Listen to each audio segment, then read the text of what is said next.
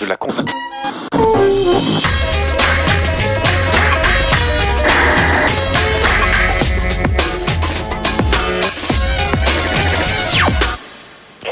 Salut à tous, samedi 12h50, Plus Clair est là, fidèle, mais cette année c'est encore plus clair. Plus d'images, plus de décryptage, Plus Clair, nouvelle formule. Voilà à quoi ça va ressembler. Le JT des médias pour commencer, l'essentiel de la semaine, la polémique. Les politiques sont-ils des people comme les autres? Photos volées, bourrelées effacées et record de vente. On en débattra en plateau avant d'accueillir nos invités. Max Boublil, Fabrice Eboué, Ben, génération d'humoristes que s'arrachent les radios et les télés pour pimenter leur programme. Et bien nous, on a fait pareil. Rencontre pour cette première. Alexia Laroche-Joubert et Benjamin Castaldi ont accepté de se prêter à un petit jeu. La Call TV a un jackpot pour les télés du monde entier. Mais tout se fabrique en Hongrie. Nous y sommes allés. C'est une exclue, Plus Clair. Et puis les dernières nouveautés du web, le meilleur de la télé étrangère. Et bien sûr, vous retrouverez le zapping et toute l'actu des séries. Voilà. 8 septembre, tout le monde est rentré, enfin normalement. Et dans le rush, vous avez peut-être manqué des infos. Pas grave. Pour ça, il y a le JT des médias. À la une cette semaine, la rentrée télé, quand les chaînes présentent leur programme à la presse, elles sortent le tapis rouge et les petits fours dans les plus belles salles parisiennes. Tendance chic et moins chic de ce mois de septembre 2007, vu par Julien Dugast. Vous allez me dire quel rapport entre ces images de défilés de mode et la rentrée télé? Facile, les conférences de rentrée, c'est un défilé, celui des stars du petit écran. Du coup, la semaine dernière, pendant 3 jours à Paris, on a assisté à une sorte de Fashion Week du PAF.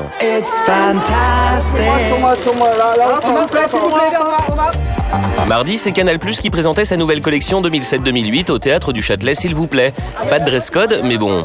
Minimum, c'est une cravate quand même. Monsieur Wiesmann, élégant donc pour rejoindre la case du midi, l'édition spéciale, l'un des gros enjeux de cette rentrée. On va se voiler la face, on a eu quelques difficultés sur cette case les saisons passées. Il y a zéro stress et pourtant je suis le mec le plus anxieux du monde. L'autre gros challenge de Canal pour cette année, la création originale avec une case spéciale tous les lundis à 20h50. Prix spécial du défilé scénique pour Jules-Édouard Moustique. Il y en a qui rêvent de chanter à l'Olympia. Moi, mon rêve, c'était de scier du bois ici au Châtelet. L'élégance du bûcheron.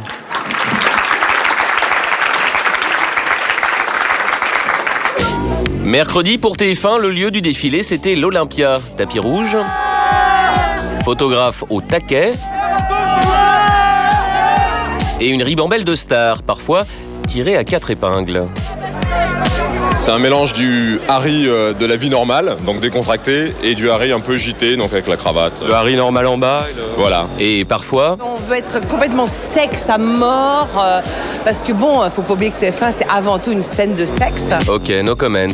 Anne-Sophie Lapix, extrait Jackie Kennedy. À chaque fois, j'arrive habillée n'importe comment, donc cette année, j'ai soigné mon look. L'année dernière, vous étiez en jean, c'est ça? L'année dernière, vous étiez en jean? Je crois bien que j'étais en jean, ouais. Point de robe légère pour Nonce Paolini, nouveau patron de TF1, bien au point sur son business plan. Nous progressons sur les femmes de moins de 50 ans, de 0,3 points, comme vous le voyez, avec une part de marché moyenne de 35,3. Mais le vrai héros, c'était Robert Namias, le directeur de l'info de la Une, qui s'est gaussé des journalistes qui le qualifiaient de chiracien. TF1 bloque ces images pourtant déjà cultes. Un couac qui ne doit pas faire oublier le reste, une quotidienne pour Coé, un numéro spécial de Sacrée Soirée.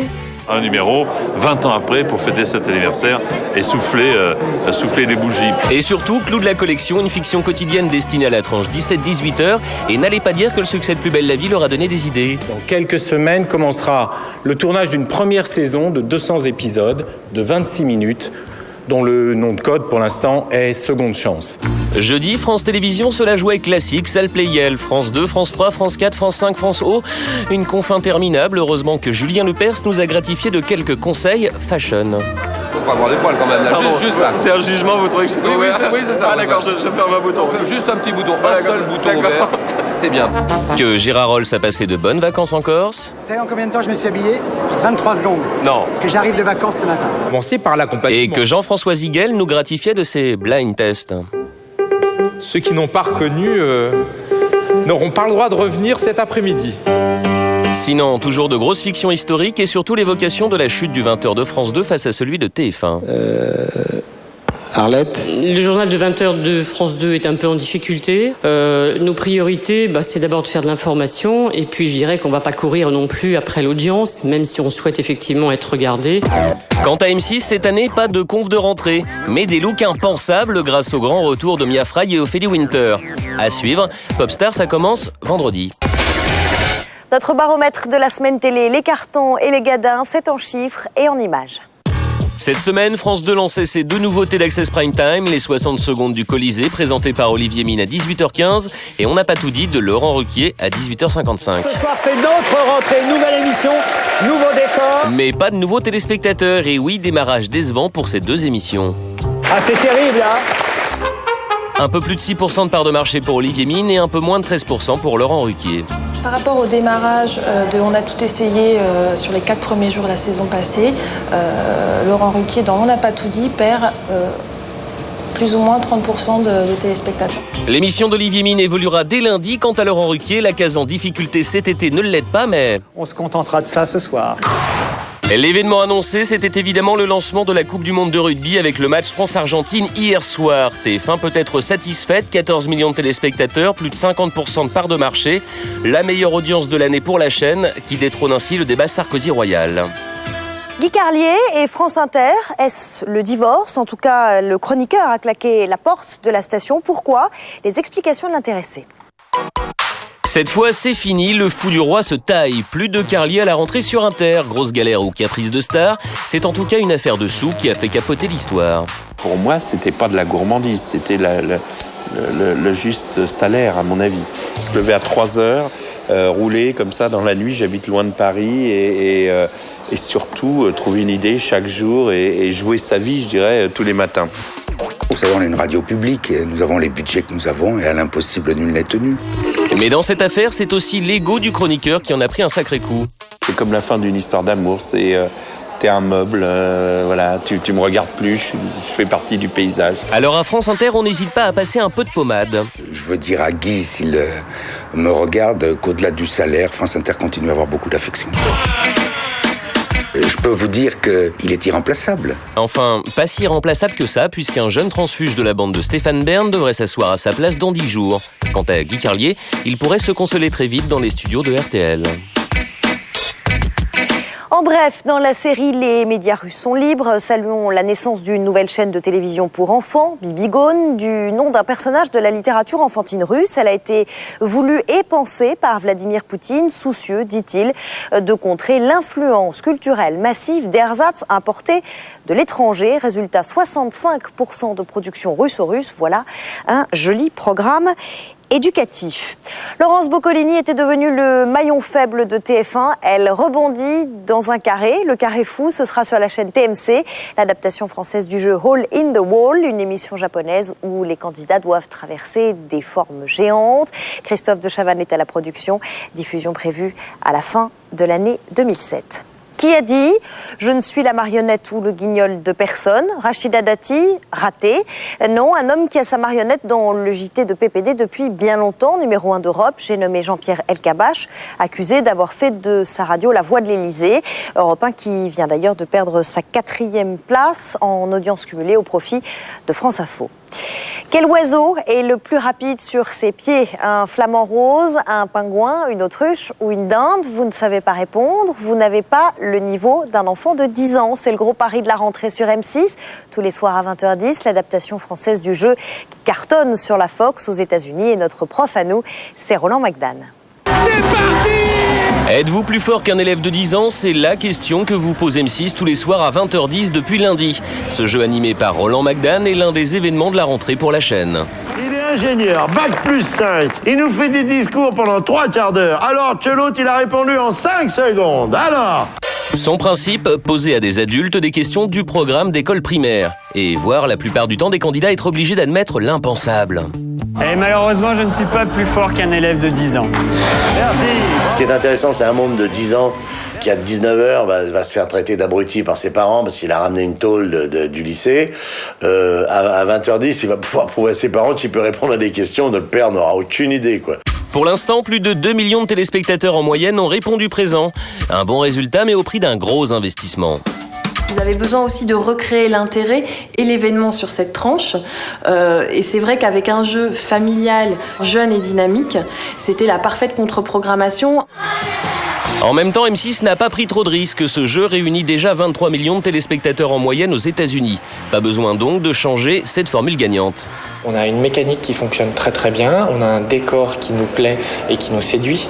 Donc on s'attache essentiellement avant tout à conserver ces éléments qui sont très très forts. La clé de ce succès, Mark Burnett, Survivor, Koh-Lanta chez nous, c'était déjà lui.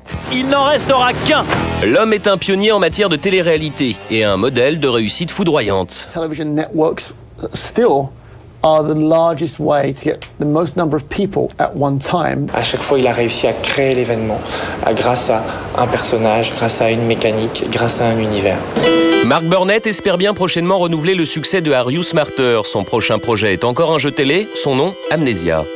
Amnesia est le premier jeu où en fait on va poser 10 questions à un candidat, mais on va poser ces questions-là sur le passé de notre candidat. Donc le candidat évidemment connaît les réponses, mais est-ce que ce candidat va réussir à se souvenir des réponses aux questions qu'on va lui poser? Quelle était la couleur de votre premier cartable? C'est avec ce type de questions que Burnett pourrait encore s'offrir un nouveau triomphe. Prochainement sur M6. Vous me faites peur. Les infos insolites, les infos people, c'est notre bonus de la semaine. Si vous ne regardez jamais les journaux de LCI l'après-midi, vous ne connaissez pas cette jeune fille, Erika Moulet. Dommage.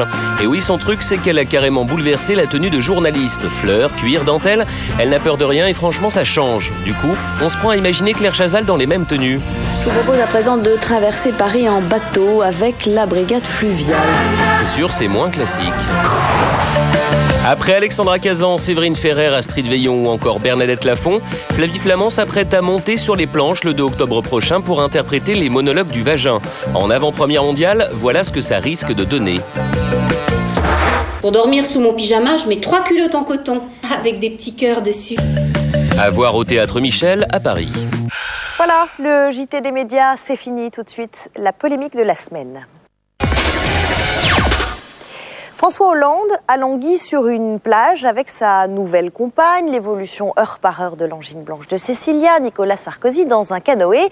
Ces dernières semaines, rien, à part quelques poignées d'amour, ne nous a été caché. Problème, il s'agit de nos responsables politiques et de politique, justement, il n'est pas vraiment question. Alors sont-ils devenus des people comme les autres? Et si oui, sont-ils complices? Jusqu'où ira cette surenchère pour vendre du papier? Pour en parler avec nous, Christophe Deloire, bonjour. Bonjour. Vous êtes journaliste et auteur d'un livre dont on avait beaucoup parlé il y a un an, Sexus Politicus, paru chez Albin Michel. Laurence Piot, bonjour. Bonjour. Rédactrice en chef de Closer, dont on a beaucoup parlé également récemment. Denis Muset, vous êtes sociologue des médias, on peut dire ça comme ça. Bonjour. Président de l'Institut Médiascopie.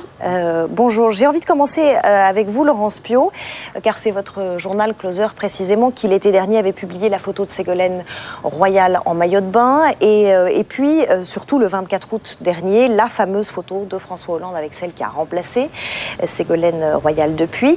Dans l'édito du fameux numéro du 24 aut dernier, vous vous défendez en disant, enfin vous vous défendez à l'avance. Oui, parce qu'on a l'habitude.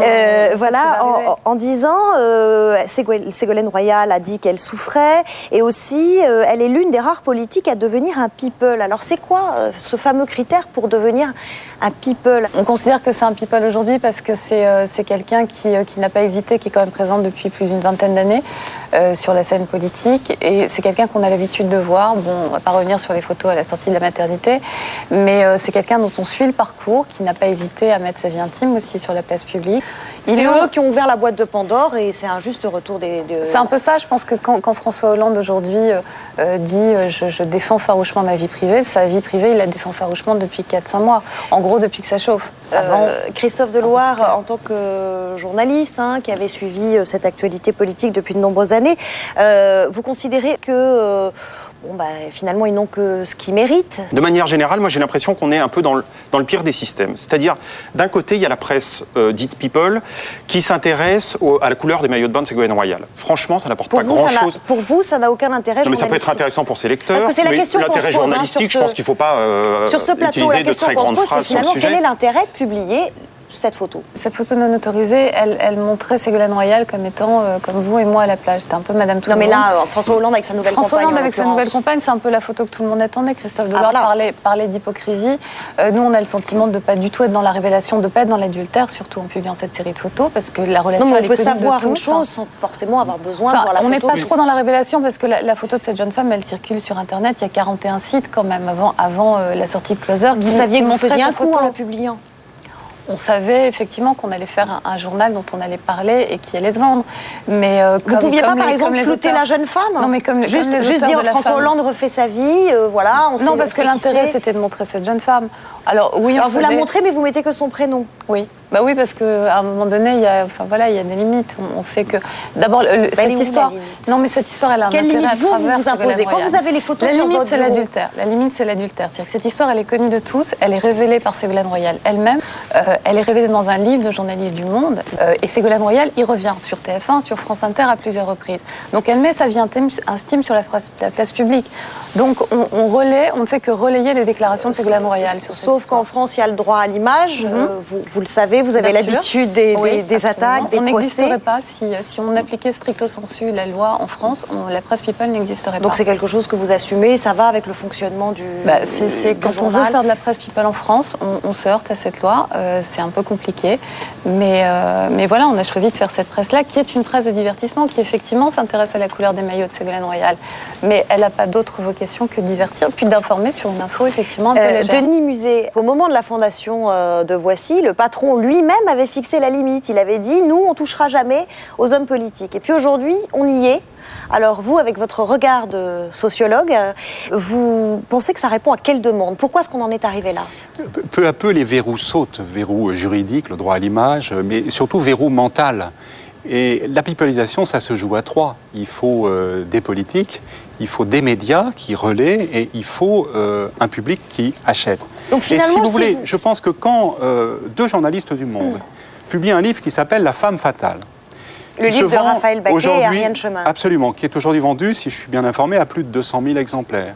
Et que dans ce livre, au fond, la principale clé de lecture de la présidentielle, elle la fonde sur les relations intimes et privées au sein d'un couple. Je pense que là, on franchit un seuil très important. C'est-à-dire que ce journal... Mais des relations qui ont joué un rôle dans cette campagne. Ces relations ont joué un rôle, mais elles n'expliquent pas tout. Et si vous voulez, elles sont un éclairage que peut-être le public attendait pendant la campagne. Voilà. Alors, si vous voulez, c'est là que le Monde, ou en tout cas les deux journalistes du Monde, se retrouvent en phase avec le public. Pourquoi? Parce que ce qu'on ne comprend plus, parce que les projets, la politique, c'est compliqué, c'est technique, etc., on va essayer de le comprendre à travers l'être humain, la personnalité, le personnage. Finalement, c'est le contexte économique qui compte. On est dans une surenchère permanente et dans une concurrence féroce entre Closer, Choc et tous ces titres-là. Un numéro comme avec la couverture de Hollande et de sa compagne, c'est un coup gagnant pour vous? C'est un numéro qui se vend bien, c'est pas le meilleur numéro de l'année. C'est combien d'exemplaires? C'est 750 000 exemplaires. Le meilleur numéro de l'année, c'est 805 000. C'est un numéro d'été avec 100 stars à la plage. Voilà. Le numéro du 28 Comme quoi, juillet. la plage, c'est assez payant. Comme quoi, la plage, les maillots de bain bleu, ça marche aussi. Christophe Deloire, il y a des photos plein les tiroirs qui ne sont pas encore sorties, qui pourraient sortir, qui ne sortiront pas. L'une des limites fixées, me semble-t-il, il y a la loi, mais il y a aussi la crainte. Il y a quand même un certain nombre de rédactions où des rédacteurs en chef reçoivent des photos et ne les publient pas par le seul motif qu'ils ont la peur du pouvoir politique. Enfin, il y a quelque chose de très animal là-dedans. Le pouvoir continue à faire peur et c'est l'une des limites. Alors après, c'est eux qui finissent par invoquer la déontologie, mais souvent la raison est plus banale. Merci en tout cas à tous les trois d'avoir participé à ce débat, à cette discussion. Dans un instant, le zapping, ce sera juste après la pub. Retour sur le plateau de Plus Clair tout de suite, le zapping. Cette année, pas d'émission sans son comique. C'est la grosse tendance de la rentrée. J'ai donc fait ma petite sélection personnelle et choisi les 3 plus jolis. Le premier en t-shirt, le second en veste et le troisième en survêtement. En blouson. Je suis très bien entourée pour cette première. Bonjour. 3 hommes sur un plateau. Vous avez un point commun tous les trois. Vous êtes humoriste et vous faites de la télé. Bonjour Max Boublil. Bonjour. Nouvelle recrue de Canal+. Pour l'instant, oui. Voilà, vous faites partie de l'équipe de Michel Denisot maintenant sur le plateau du Grand Journal tous les soirs. Fabrice Eboué, bonjour. Non, je ne suis pas chez Michel Denisot en fait. Je fais le mardi soir avec Marc-Olivier Fogiel, qui est votre producteur, donc vous le connaissez. Exactement. Je tenais juste à dire, parce que c'est assez extraordinaire, quand on vous voit à la télé, on est charmé déjà au premier abord. Mais là, non, on est complètement accaparé par le grain de beauté juste au-dessus de la bouche, qui met en valeur une bouche qui est extraordinaire. Ne commencez également. pas par me déstabiliser. Non, ne commencez pas. Et en plus, vous dites des choses très intelligentes. Du coup, je suis complètement perturbé moi aussi. Vous donc me je laissez précise. présenter Ben quand même? Allez, allez-y, il n'y a pas de souci. Ce serait sympa. Ben, on peut vous voir sur France 4? Voilà, c'est ça, ouais. Je voudrais dire d'ailleurs qu'ils ont été très sport. Il n'y a eu aucune raillerie par rapport au fait que je suis sur la TNT. Tout se passe très bien. Voilà. Chez Stéphane Blakowski et Alexis Trégaro. Voilà, vos parrains de télé. D'où venez-vous? Pourquoi vous vous retrouvez sur les plateaux de télé? Pourquoi les humoristes sont absolument partout? Réponse en images, on en parle juste après. Ils sont partout. Aujourd'hui, il est rare qu'une émission TV se lance sans qu'il y ait au moins un comique dans la place. Et oui, un comique sur un plateau télé, c'est drôlement pratique. Ça fait un peu n'importe quoi. Alors moi, comme c'était un projet qui était à l'initiative de Bertrand Delanoë, j'étais persuadé qu'ils allaient nous mettre des vélos sans selle. Très drôle. Et ça permet aussi d'interpeller des invités venus faire leur promo d'une manière plutôt décalée. Et toi, tu fais quoi? Ah, ça c'est marrant, parce que moi je vais tout le temps au cinéma, je t'ai jamais vu. Les chaînes de télé sont sans cesse à l'affût de nouveaux talents pour nous faire marrer. Et pour peu qu'il y ait un buzz autour de vous, être comique, ça peut rapporter gros. Ça fait quand même beaucoup pour une blague aussi pourrie que celle-là. Les comiques à toutes les sauces, il y a ceux qui en sont clients. Les humoristes, ils viennent avec une écriture, une forme de folie aussi, et un regard qui est extrêmement différent d'une autre.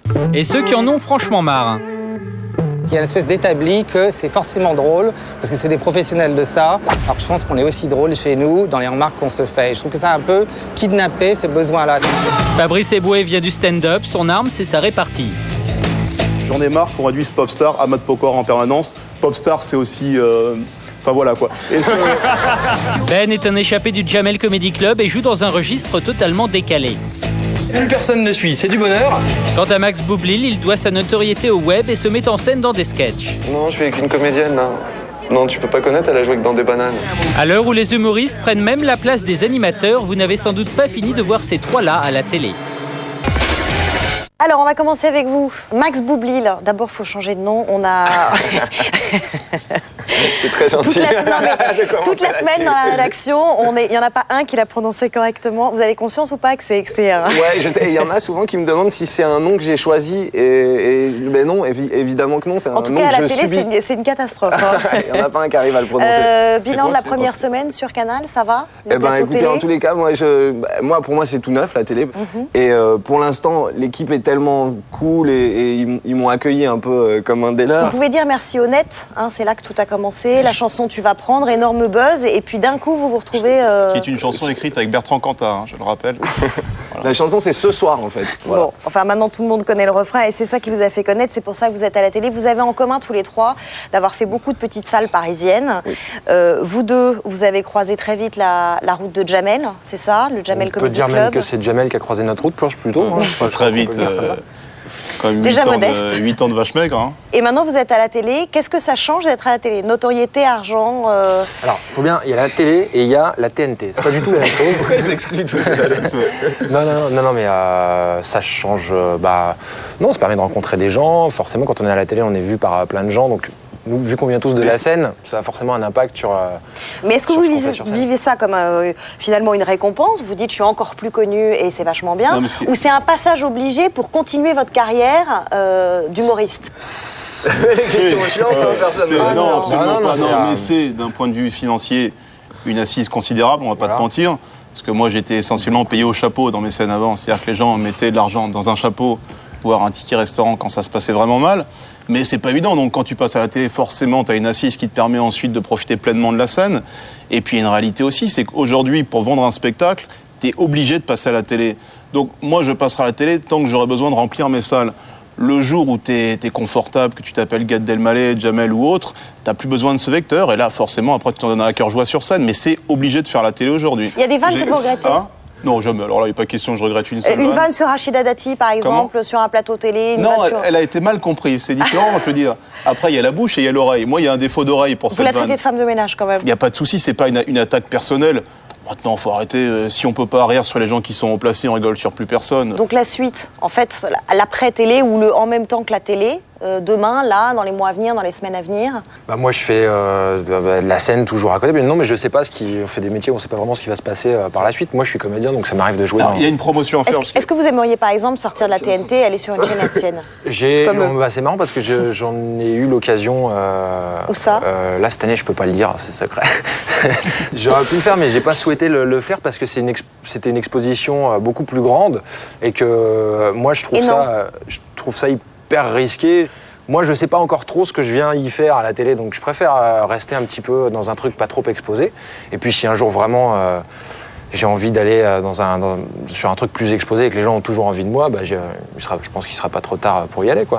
Fabrice, radio, télé et après? Écoute, je viens de démarrer la radio avec Laurent Ruquier, ça se passe très bien les débuts, donc on poursuit. C'est vrai qu'on se lâche pas mal là-bas, donc c'est sympa. En fiction, non, on prépare avec M6 en collaboration une petite série qui devrait, si tout se passe bien, j'ai entendu parler d'un docu-fiction, alors quand je vous vois comme ça, d'un coup, c'est un docu-fiction qui doit sortir a priori fin décembre. Qui s'appellera Les Abyssiens, que j'ai tourné l'été dernier avec un groupe d'amis. Il y aura des surprises, des gens plus ou moins connus, qui concernent une secte qui aurait été montée par un gourou un peu taré. Et ce sera moi en l'occurrence. Voilà. Et puis des tongs et des bikinis, qu'est-ce que c'est? C'est une petite série qui est en préparation. Même le nom de la série n'est pas définitif, donc je ne peux pas trop en parler. Il y aura des tongs et des bikinis. Voilà, il y aura de la plage, il y aura du sable, il y aura du sexe et des nanas. Voilà. Programme court. Et Max Boublil, donc ça continue sur Canal, bonne chance. Voilà, et le 5 octobre, je ne suis pas là pour faire ma promo. Si, quand même. Le 5 octobre à la Grande Comédie, tous les soirs à 20h30 à partir du 5 octobre, du mardi au samedi à la Grande Comédie. Très bon spectacle, cela dit. Merci. Merci d'être venu en tout cas sur mon plateau à moi. J'ai eu mes comiques, je suis contente. Merci à tous.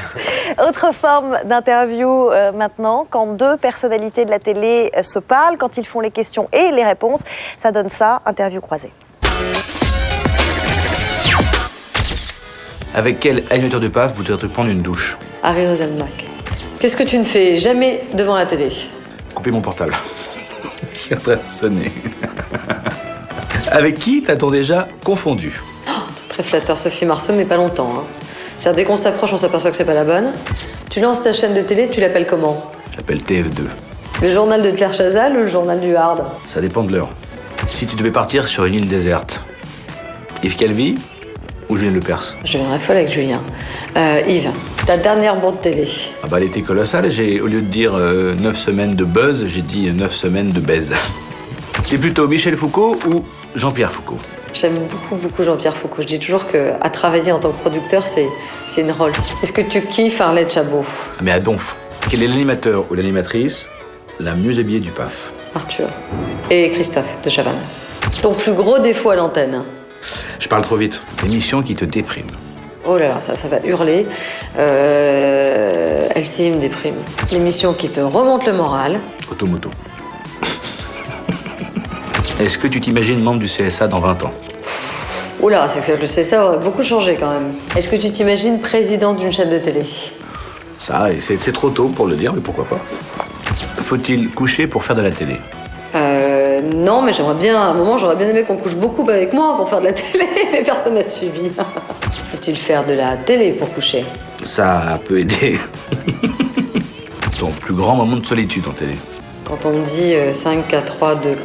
Quelles sont les initiales de ton pire ennemi dans le métier?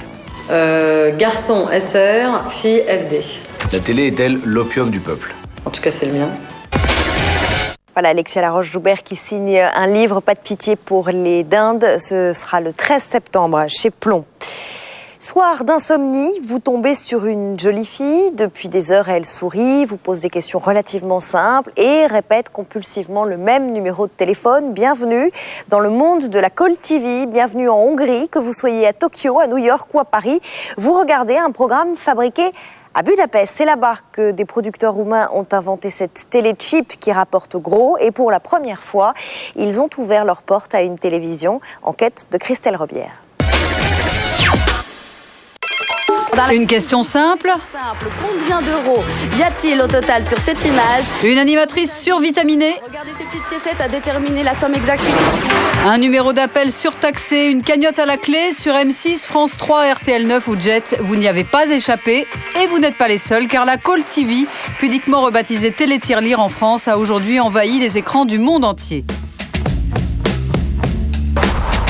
Pour comprendre ce nouveau phénomène, direction la Hongrie. C'est à Budapest que se trouve le temple de la Call TV, le Graal du jeu par téléphone. Dans cette bâtisse plutôt austère, Télémédia produit 80 heures de Call TV par jour pour 40 pays. Ça, c'est le programme du Nigeria. Il commence dans 6 minutes. Voici le studio 16. Ici, on fabrique le programme turc. Ça, c'est le studio 9. On s'en sert pour la Hongrie et la France. Car que l'on soit chilien ou russe, français ou ivoirien, nous avons un point commun. Jouer, on a ça dans le sang. Et là, on a la télé, qui est le média le plus puissant au monde. Nous, on permet aux gens de jouer en regardant la télé dans leur canapé, à la maison. Lise est française, elle habite à Budapest et travaille pour la chaîne de jeux Jet, filiale du groupe TF1. Elle anime 2 heures d'antenne en direct à partir de 11h du matin. Excusez-moi. Bonjour les jeunes. Hello, how are you? Everything's okay? Ça arrive souvent, ça? Oui, des rencontres dans le tram, oui, pratiquement tous les matins. Oui. Il y a beaucoup d'émissions sur le créneau sur lequel je travaille. Donc 10, 11 heures. Il y a des émissions tout le temps de toute façon. Et on est donc tous logés dans le même plus ou moins périmètre. Toutes les animatrices sont castées dans leur propre pays. Télémédia leur propose au moins 1 000 € par mois, plus un forfait par émission, logement inclus. Le fixe pouvant monter jusqu'à 5 fois plus. Et au maquillage, c'est un peu l'auberge espagnole. Chaque pays a sa propre équipe, seuls les techniciens sont hongrois et les décors sont adaptés au goût du public. En fait, on voulait pour le matin, en accord avec la chaîne Jet, faire quelque chose qui soit un peu appartement de l'animatrice qui était Sylvie à l'époque, quelque chose de chaleureux qui s'adresse à une cible un peu des 35-40 ans. Donc voilà, les codes couleurs se sont un peu définis d'eux-mêmes. Le plateau est donc utilisé pour la France, donc on a le fond parisien. Quand le studio est utilisé pour une émission russe, on risque de voir le Kremlin derrière. Vous voyez, il y a plusieurs rouleaux qui se déploient. Donc on adapte en fait aussi selon les pays. Experts, 1 minute. 11h, c'est parti sur Jet, en direct depuis Budapest.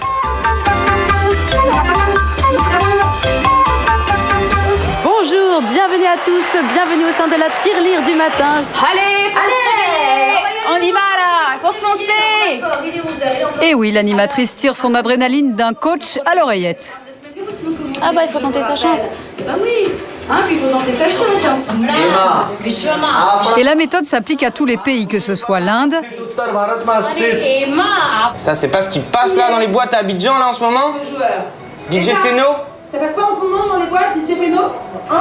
Ou encore la Côte d'Ivoire. Et je vais continuer à espérer que mon gagnant se tient là, quelque part, devant sa télévision, le téléphone à la main, prêt à me rejoindre. C'est hypnotique. C'est-à-dire qu'on se pose comme ça, puis on attend qu'est-ce qui va se passer. Quand l'émission est bonne, on arrive vraiment à capter les gens. Et dans les dernières minutes, on met le téléspectateur sous pression. Allez! Là. Tout peut encore arriver. Et dites juste une personne, juste une dernière. Allez, vite. Ah là là là là là.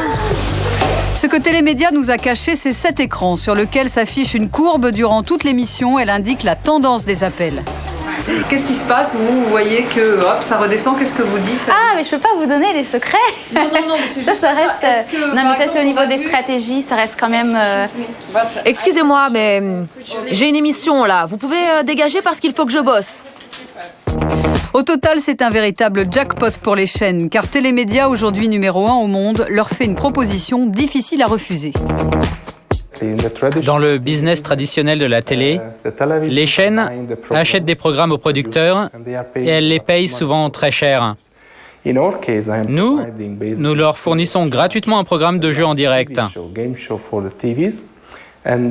Ensuite, nous prélevons une part des bénéfices et nous versons le reste aux chaînes. Donc en réalité, c'est moi qui paye les chaînes. Seul perdant, le téléspectateur frénétique. Il ne le sait pas, mais s'il n'a pas gagné, il peut se faire rembourser de ses appels.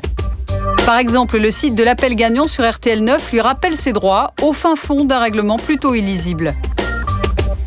Il y a des tas de bâtons dans les roues qui lui sont mis pour s'informer, c'est ça le problème. C'est qu'à partir du moment où il doit passer 2 ou 3 heures pour essayer de récupérer les éléments pour se faire rembourser, je pense que quelque part il risque d'abandonner. Et s'il risque d'abandonner, il risque de se retrouver finalement à jouer en payant. Il n'y a pas que le problème du remboursement, mais il y a aussi plein d'éléments le fait qu'en permanence on est sur ces écrans, cette incitation, il y a divers éléments sur lesquels on peut intervenir et qu'il faut clarifier.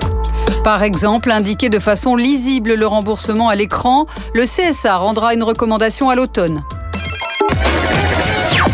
Et c'est maintenant l'heure de la webzone. Comment un site inconnu il y a quelques mois est devenu l'un des médias les plus redoutés de l'Élysée. Rue 89 est né le même jour que la présidence Sarkozy et depuis multiplie les scoops. Rue 89, c'est ce qu'on pourrait appeler le fast news, un journalisme rapide, libre, débarrassé des contraintes de la fabrication de la presse écrite ou de la télé.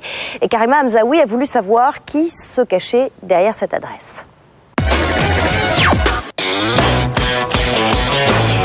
Tout a commencé dans une cuisine. C'est là que 4 anciens journalistes de Libération ont lancé l'idée de rue89.com.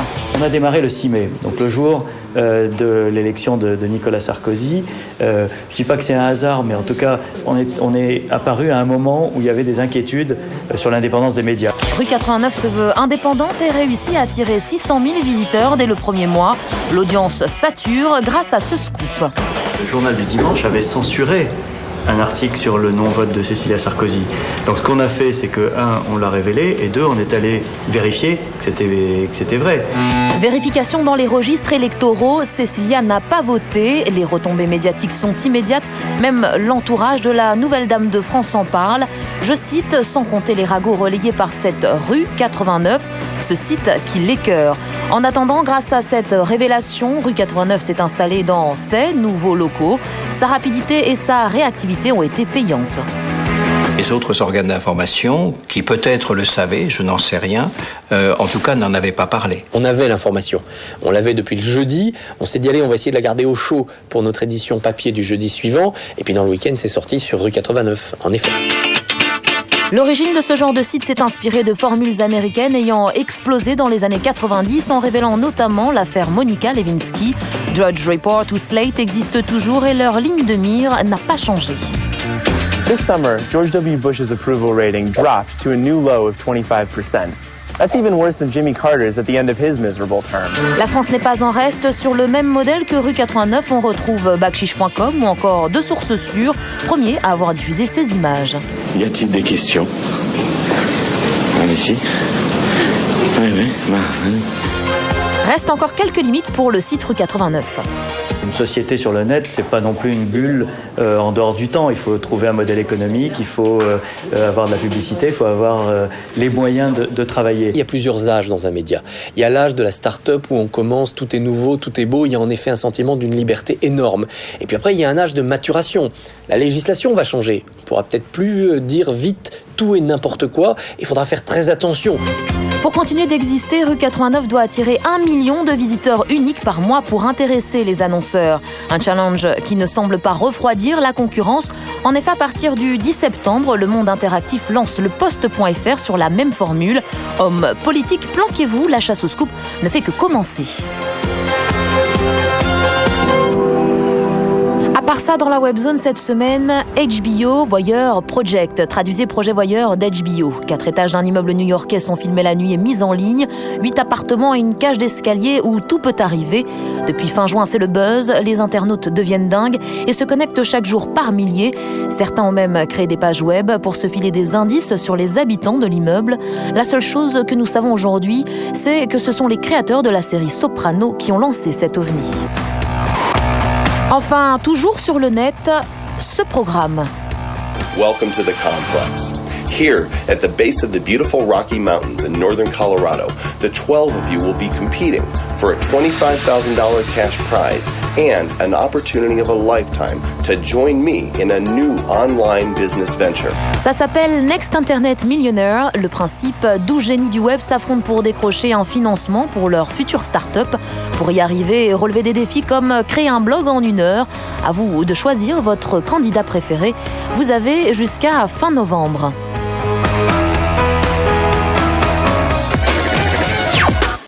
Ça sent mauvais sur Channel 4. Dumped, ou comment vivre dans une poubelle le plus longtemps possible. C'est le programme de télé-réalité de la rentrée outre-Manche. Au départ, une idée plutôt généreuse, défendre l'environnement en montrant le gâchis des tonnes de vivres et d'objets à peine consommés, aussitôt jetés aux portes des villes. On est en ligne avec John Henley. Bonjour John, vous êtes journaliste au Guardian, vous êtes avec nous depuis Londres. Vous avez vu le programme. Alors les candidats volontaires croyaient partir dans la forêt amazonienne ou l'Arctique et à l'arrivée, ils ont eu plutôt une mauvaise surprise.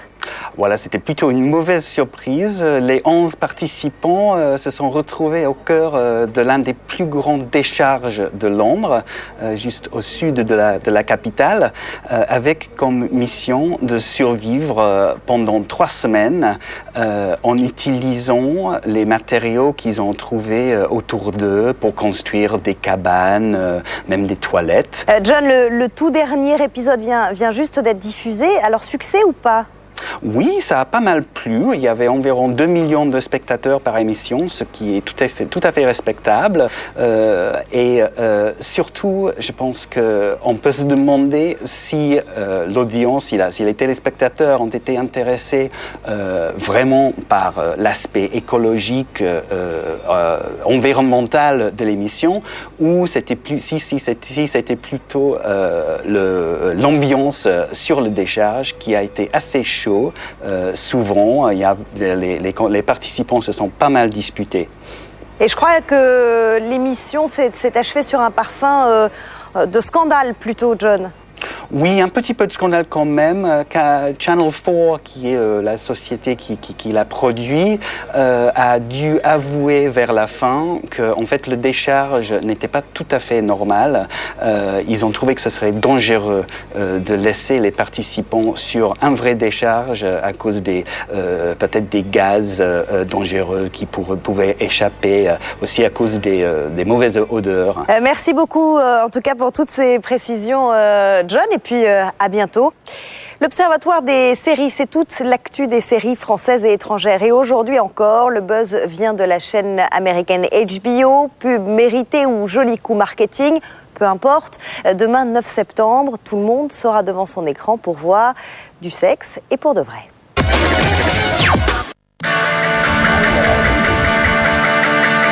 Cet été, une série a fait parler d'elle bien avant sa diffusion.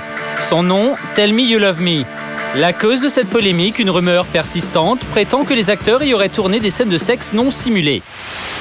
I'm sick of having sex because we have to. It sucks. Cette rumeur a en fait vu le jour après la projection du pilote de la série à une poignée de journalistes. Un buzz inespéré pour son diffuseur, la chaîne à péage américaine HBO, qui était en mauvaise posture. Tell Me You Love Me a complètement transformé l'image de HBO, en tous les cas provisoirement. On croyait qu'ils étaient aux abois, ils ont l'air de nouveau d'attaque.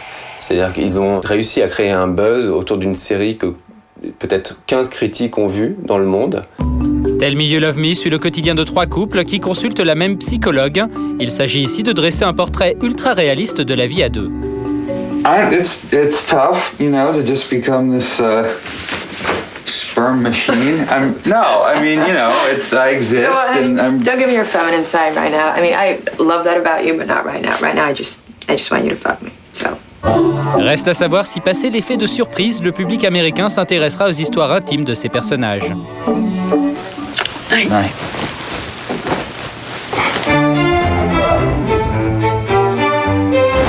À partir du 10 septembre, vous pourrez suivre sur Canal+ une nouvelle série, Nos enfants chéris. C'est la première fois que l'équipe d'un film français se retrouve pour tourner la suite sous la forme d'une série TV. J'ai envie de faire caca. Et oui, en 2003, sortait dans les salles la comédie Nos enfants chéris de Benoît Cohen, un succès surprise qui a donné une idée au département fiction de Canal+. Ce qui au début m'a pas trop plu, c'est que l'idée c'était de refaire le film en série. Donc là, je trouve.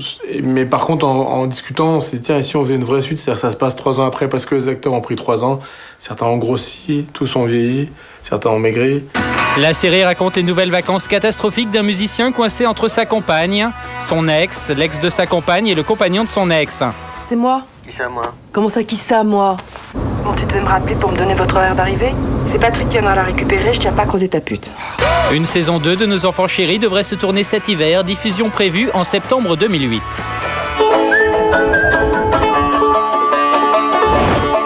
Et si le prochain président des États-Unis était un acteur de série policière? Cette semaine, l'acteur et ancien sénateur républicain Fred Dalton Thompson était l'invité d'un célèbre talk-show américain et il a créé l'événement. That's one of the things I wanted to talk to you about. All right. I'm running for president of the United States. All right. Fred Thompson a longtemps tourné au cinéma et à la télé, notamment dans la série New York Police Judiciaire. L'acteur vient de quitter la série et rêve désormais de siéger à la Maison-Blanche. Question programme, sachez que Fred est un conservateur pur et dur. L'un de ses thèmes de prédilection est la famille. This is my wife Jerry, and our little girl Hayden, and the little boy Sammy. Et la lutte contre l'avortement. It's more like infanticide than it is partial birth abortion.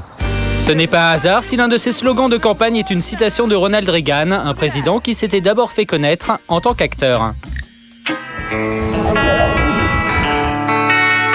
La révélation de la série Heroes, c'est elle. Eden Pantier, la pom-pom girl invulnérable de la série, est devenue une véritable icône. Eden vient tout juste d'avoir 18 ans et depuis, c'est un festival. Dans l'édition anglaise d'un mensuel masculin, elle pose dans des tenues plutôt sexy et avoue avoir un tatouage sur la hanche qu'elle a longtemps caché à sa famille, une vraie rebelle. I don't think much changes when you're 18, maybe the way people treat you, but I think the only things I could do is buy cigarettes, porn, and if I get in trouble with the law, I'm kind of screwed. So. Avec la diffusion de la saison 2 de Heroes aux USA à partir du 24 septembre, Eden Pantier n'a sans doute pas fini de nous étonner. Voilà, plus clair, la première c'est fini. Et maintenant un café, l'addition. Et c'est Pascal Clark qui régale. Salut à tous, à la semaine prochaine 12h50. Et d'ici là, ouvrez grand vos yeux.